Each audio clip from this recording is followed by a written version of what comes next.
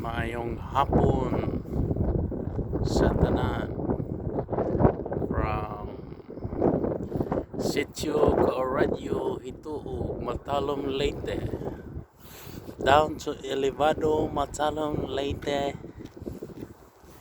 Maayong hapon kaninyong tanan, maayong hapon kaninyong tanan.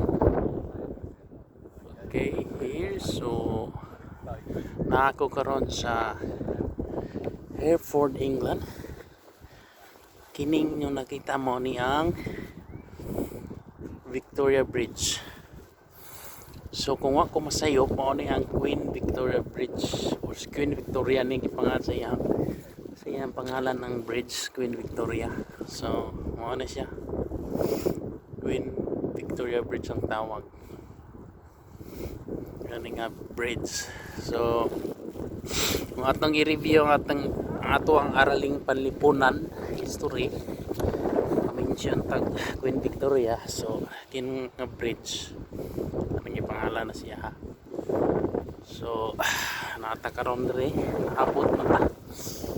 So wala dam ha, naabot na din yung lugar nga kuha na to Pangandoya. So katong lugar nga atong gipangandoy watan abot diri tagi Dalas Ginoo. So I don't know kung say namang plano ang Ginoo ana. So magpasalamat na lang ta sa atong grasya nga nadawat. So in my case, thank you Lord, idala ko nimo dire. I never dream of coming in this place, pero gidala jud ko nimo dire Lord. So thank you very much. So mao ni ang ilang vicinity sa football fields dire. So gikan ko sa Queen Victoria, ganda dito, relaxing kayo dini. So kinahanglan gini nga to ang itong kinabuhi nga kinahanglan po taog ka ng silence para sa peace of mind. Kay mo dyan na importante, muna yung makapataas kinabuhi. Di pataas kinabuhi ng sige tag panglibak, sige tag panaot to si katao, magamubo na sa kinabuhi. So, may pag magsuroy-suroy ta dining napita like this, daghan mo sa ning nam sa tingin ani sa tuwa like itong mga kalasangan.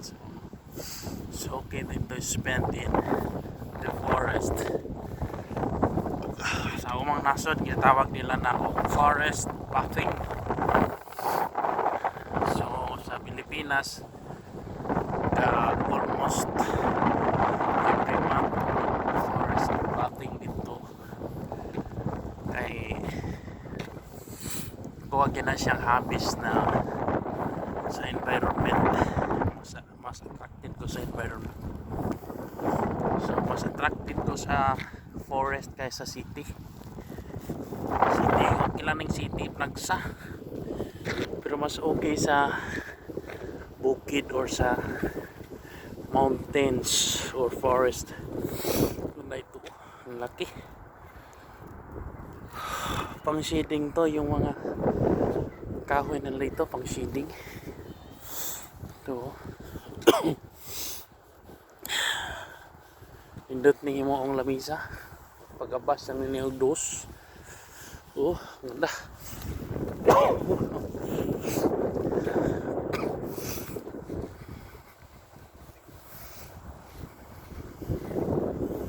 Para sila dito.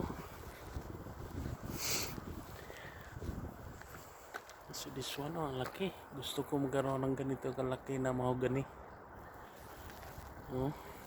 Mga 5 tao to. Ang laki niya. So I want to have a mahogany like this. Kalaki. So nahan ako gitanom for many years. In another 20 years maybe.